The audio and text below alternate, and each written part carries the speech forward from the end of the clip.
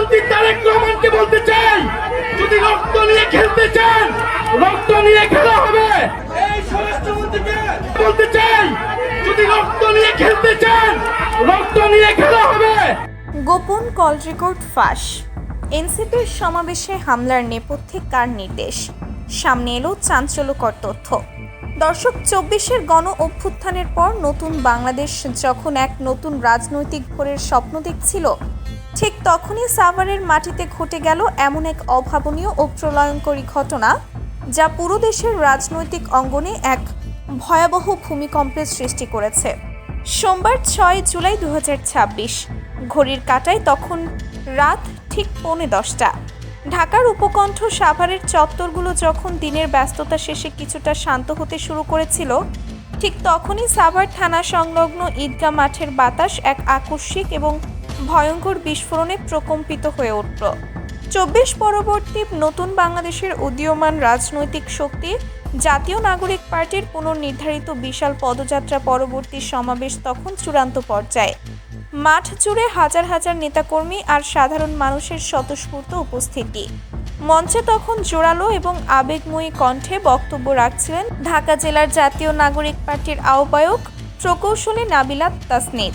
আর তার ঠিক পেছনেই উপবিষ্ট ছিলেন দলটির মূল চাবিকা শক্তি, বর্তমান বিরোধী দলীয় প্রধান নাহিদ ইসলাম, সদস্য সচিব আক্তার হোসেন এবং জাতীয় পর্যায়ের শীর্ষ সংগঠক ও তুখোড় বক্তা সার্জিস আলম সহ অন্যান্য নেতৃবৃন্দ। নাবিলা তাসনিদের বক্তব্যের মাঝপথেই চারপাশের অন্ধকার থেকে ধেয়ে আসে সেই বিকট বিস্ফোরণ। মুহূর্তে স্তব্ধ হয়ে যায় সাভারের ঐতিহাসিক ঈদগাহ মাঠ। বিস্ফোরণের তীব্র ধোঁয়ায় যখন চারপাশ অন্ধকার হয়ে আসছিল, তখন সেখানে এক হৃদয় বিদারক এবং রুদ্ধশ্বাস দৃশ্যের অবতারণা হয়। কিন্তু আশ্চর্যের বিষয় হলো, এত বড় হামলার পরও তৃণমূল কর্মীরা দিক বিদিক না ছুটে নিজেদের জীবনের মায়া ত্যাগ করে মুহূর্তের মধ্যেই শীর্ষ নেতাদের চারপাশে এক দুর্ভেদ্য মানব ঢাল তৈরি করে ফেলেন। এই একটি দৃশ্যই যেন পুরো রাষ্ট্রযন্ত্রকে কড়া বার্তা দিয়ে গেল যে ২৪-এর প্রজন্মকে বোমার ভয় দেখিয়ে দমিয়ে রাখা সম্ভব নয়। অলৌকিকভাবে শীর্ষ নেতারা বেঁচে গেলেও এই আঘাত ছিল মূলত একটি উদীয়মান রাজনৈতিক শক্তির মেরুদণ্ড ভেঙে দেওয়ার জঘন্য অপচেষ্টা। প্রথম দিকে সবার আঙুল পতিত স্বৈরাচার আওয়ামী লীগের আত্মগোপনে থাকা ঘাতক বাহিনীর দিকে উঠলেও এবার সামনে এসেছে এমন এক চাঞ্চল্যকর তথ্য, যা শুনে আক্ষরিক অর্থেই আপনার পায়ের তলার মাটি সরে যাবে। রাজনৈতিক অঙ্গনে হঠাৎ করে ফাঁস হয়ে গেছে এক অতি গোপনীয় ফোন আলাপের অডিও। আর সেই অডিওর সূত্র ধরে যে গোপন মহাপরিকল্পনার ইঙ্গিত পাওয়া যাচ্ছে, তা পুরো রাষ্ট্রের শীর্ষ ক্ষমতার কেন্দ্রবিন্দুকে সরাসরি কাঠগড়ায় দাঁড় করিয়ে দিয়েছে। রাজনৈতিক বিশ্লেষক ও সাধারণ মানুষের মাঝে এখন জোর গুঞ্জন উঠেছে, এই ভয়াবহ নাশকতার নির্দেশ নাকি কোনো সাধারণ সন্ত্রাসীর নয়, বরং ক্ষমতার সর্বোচ্চ মোহ থেকে এটি তৈরি করা হয়েছে। অনেকেই চরম আশঙ্কা প্রকাশ করেছেন যে স্বয়ং বর্তমান প্রধানমন্ত্রী তারেক রহমান অথবা কড়া হুঙ্কার দেওয়া স্বরাষ্ট্রমন্ত্রী সালাউদ্দিন আহমেদের যে কোনো একজনের গোপন ইশারাতেই কি রচিত হয়েছে এই ধ্বংসাত্মক ছক। কিন্তু কেন? যে তরুণরা বুকের তাজা রক্ত দিয়ে ২৪-এর বিপ্লব সফল করলো, আজ তারাই কেন রাষ্ট্রযন্ত্রের লক্ষ্যবস্তুতে পরিণত হলো? বিশ্লেষকরা এই ঘটনাটিকে নিছক কোনো রাজনৈতিক হামলা হিসেবে দেখছেন না। মাঠ পর্যায়ের তথ্য এবং পারিপার্শ্বিক অবস্থা বিশ্লেষণ করলে দেখা যায়, সাভারের মতো একটি উন্মুক্ত জায়গায় এত নিখুঁতভাবে বিস্ফোরক স্থাপন করা কোনো সাধারণ ক্যাডার বাহিনীর কাজ হতে পারে না। ব্যবহৃত বিস্ফোরকের ধরন, সময় নির্ধারণ এবং লক্ষ্যবস্তুর অবস্থান প্রমাণ করে যে এটি একটি অত্যন্ত সুশিক্ষিত এবং পেশাদার গোষ্ঠীর কাজ।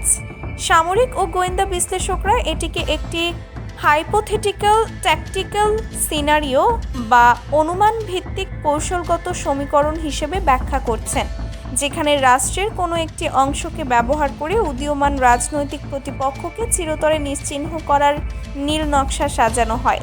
যদি ফাঁস হওয়া ওই গোপন ফোন আলাপের সূত্র ধরে এই হাইপোথেটিক্যাল ট্যাকটিক্যাল সিনারিও সত্য হয়, তবে বুঝতে হবে দেশের ভেতরেই ক্ষমতার দখল নিয়ে এক অদৃশ্য গৃহযুদ্ধ শুরু হয়ে গেছে।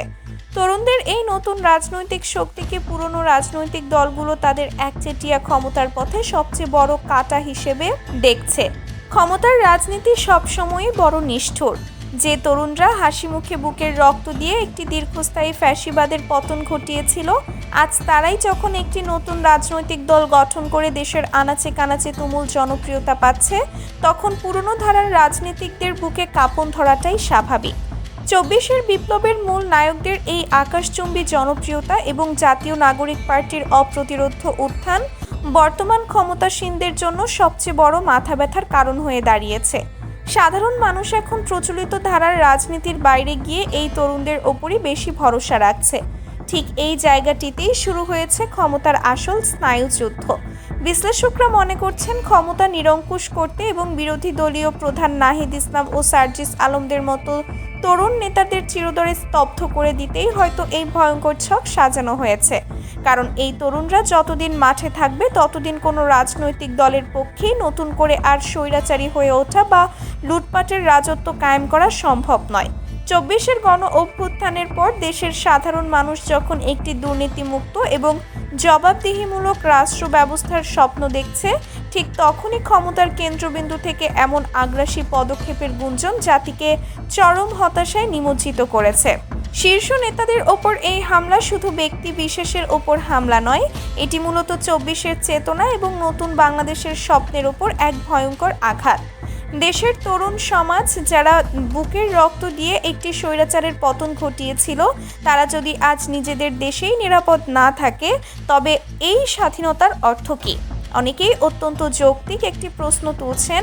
স্বরাষ্ট্রমন্ত্রী সালাউদ্দিন আহমেদ যখন হুঙ্কার দিয়ে বলছেন যে দেশে কোনো সন্ত্রাসীদের জায়গা হবে না, প্রশাসনকে শূন্য সহনশীলতা বা কঠোর হওয়ার নির্দেশ দিচ্ছেন, ঠিক তখনই ঢাকার এত কাছে সাভারের মতো একটি গুরুত্বপূর্ণ জায়গায় প্রশাসনের নাকের ডগায় এত বড় একটি সমাবেশ কিভাবে এমন নিখুঁত নাশকতা সম্ভব হলো? প্রশাসনের এই চরম ব্যর্থতা কি আসলেই অপদার্থতা, নাকি ওপর মহলের ইশারায় চোখ বন্ধ করে রাখার নীরব সমর্থন?